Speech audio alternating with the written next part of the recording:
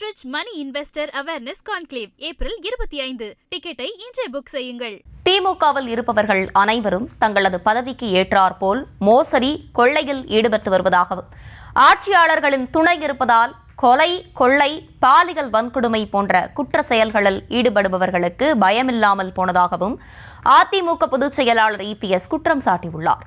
நாமக்கல் மாவட்டம் குமாரபாளையத்தில் பிரச்சாரம் மேற்கொண்ட அவர், தமிழ்நாட்டில் வறுமை ஒழிந்துவிட்டது என முதலமைச்சர் கூறுகிறார் என்றும், அப்படியென்றால் மக்கள் ஏன் கிட்னியை விற்கிறார்கள் எனவும் கேள்வி எழுப்பியுள்ளார். திமுக கட்சிக்காரனே இன்றைக்கு இந்த போலி மதுபான ஆலையை நடத்துறானா, அந்தந்த லெவலுக்கு தகுந்த மாதிரி நடத்துறான். இங்க இருக்கிற பொறுப்பாளர் சின்ன சின்ன நடத்துறான். இன்னும் பெரிய பொறுப்பாளர் யாருன்னு உங்களுக்கு தெரியும், 10 ரூபா நபர், அவர் பெருசா நடத்துறார்.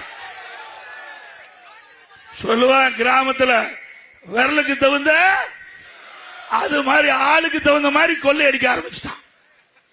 ஒரு பக்கம் கள்ளச்சாராயம் காய்ச்சறான், ஒரு பக்கம் மதுபான தொழிற்சாலை நடத்துறான், ஒரு பக்கம் அரசாங்கத்தில் இருக்கிற டாஸ்மாக் அடிக்கிறான்.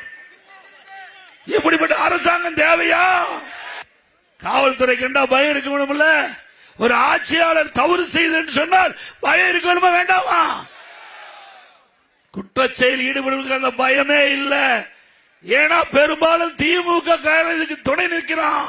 அதனால பயப்படாத. எந்த குற்றத்தையும் சர்வசாதாரணமா செய்யறாங்க, கொலை செய்யறாங்க, அதை பத்தி கவலையே இல்ல. தினந்தோறும் பத்திரிகை ஊடகம் கொலை செய்தா வருது.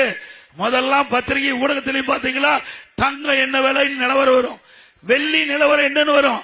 இப்ப கொலை நிலவரம் என்ன, பாலியல் நிலவரம் என்ன, போதைப் பொருளுடைய நிலவரம் என்ன?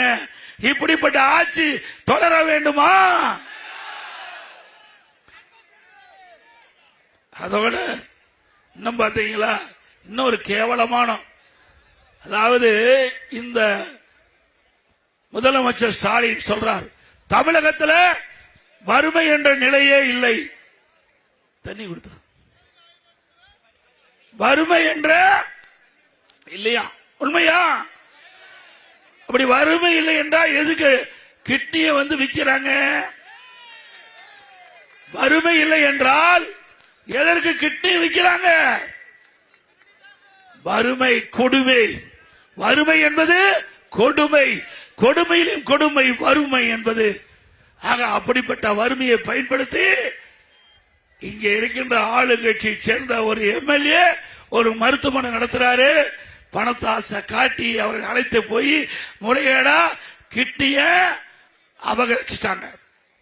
இது இந்த அரசாங்கத்துக்கு தெரிஞ்சு திமுக அரசாங்கமே அதை சோதனை செய்ய ஒரு குழு அமைக்கப்பட்டு, அந்த குழு இருக்கின்ற அதிகாரிகள் அந்த MLA உடைய மருத்துவமனைக்கு போய் சோதனை நடத்தி கிட்னி முறைகேடு நடைபெற்றது உண்மை அறிக்கை தாக்கல் பண்ணிவிட்டது.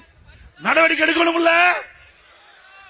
ஆனா இந்த கிட்னி இத வந்து மக்களிடத்தில் பிரச்சாரம் பண்ணி கொண்டு போறாங்களா புரோக்கர், அவர்கள கைதி பண்ணி உள்ள அடைச்சிருக்காங்க. தவறு செஞ்சது யாரு? அங்க இருக்கிற மருத்துவமனை தானே. அவர் தானே இந்த கிட்னிய கட் பண்ணி எடுக்கிறாங்க. முறைகேடு எடுத்தது அவர்கள் தானே. அவர்கள் மீது நடவடிக்கை இல்ல. யார் இந்த கிட்னி கொடுக்கின்றவர்களை கமிஷனுக்காக புரோக்கர் அழைச்சிட்டு போய் மருத்துவமனைக்கு விடுறாங்க பாரு, அவர்களை கைது பண்ணி அப்படியே கேஸ க்ளோஸ் பண்ணிட்டாங்க. திரு ஸ்டாலின் அவர்களே, உங்களுடைய MLA, உங்களுடைய ஆட்சி, நீங்களே சோதனை பண்ணீங்க, முறைகேடு இருப்பதா கண்டுபிடிக்கப்பட்டீங்க. ஆனா சம்பந்தப்பட்ட அந்த மருத்துவமனை நிர்வாகத்தின் மீது நடவடிக்கை எடுக்கல. அதிமுக ஆட்சிக்கு உடனே சட்டப்படி விசாரிக்கப்பட்டு நடவடிக்கை எடுக்க. நம்முடைய பொதுமக்களுக்கும் நம்முடைய கட்சி நிர்வாகி தொண்டர்களுக்கெல்லாம் சொல்லிடுறேன், உற்றார் ஒருவர் நண்பர் எல்லாம் சொல்லுங்க, நீ ஏதாவது திமுக கட்சிக்காரன் நடத்துற மருத்துவமனையில போய் ஆபரேஷன் பண்ணி இருந்தா போய் ஸ்கேன் பண்ணி பாத்துக்கங்க, உள்ள உறுப்பு இருக்குதா இல்லையான்னு பாத்துக்கங்க. நான் விளையாட்டா சொல்ல, குமராபாளையத்தில் இதே மாதிரி ஒரு பெண்மணிக்கு பணத்தாசு காட்டி கிட்னி எடுப்பதா கூடி அழைச்சிக்கிட்டு போய் பிறகு கல்லீரல் எடுத்துட்டாங்க. கல்லீரல அந்த அம்மா நோய்வாய்ப்பட்டு அதை வழி விட்டுருங்கப்பா போட்டும். நல்லா சிந்திச்சு பாருங்க. அந்த பெண்மணி போய் வறுமையின் காரணமா கிட்னி கொடுக்கறாங்க. ஆனா கிட்னிக்கு பதிலா கல்லீரல் எடுத்துட்டாங்க. அந்த பெண்மணிக்கு உடல்நிலை சரியாம மருத்துவமனையில் போய் ஸ்கேன் பண்ணி பார்க்கும் போதுதான் தெரியுது கிட்னிக்கு பதிலா கல்லீரல காணோம். எவ்வளவு கொடுமை! இப்படிப்பட்ட ஆட்சி வேணுமா? Enrich money investor awareness conclave April 25. டிக்கெட்டை இன்றே புக் செய்யுங்கள்.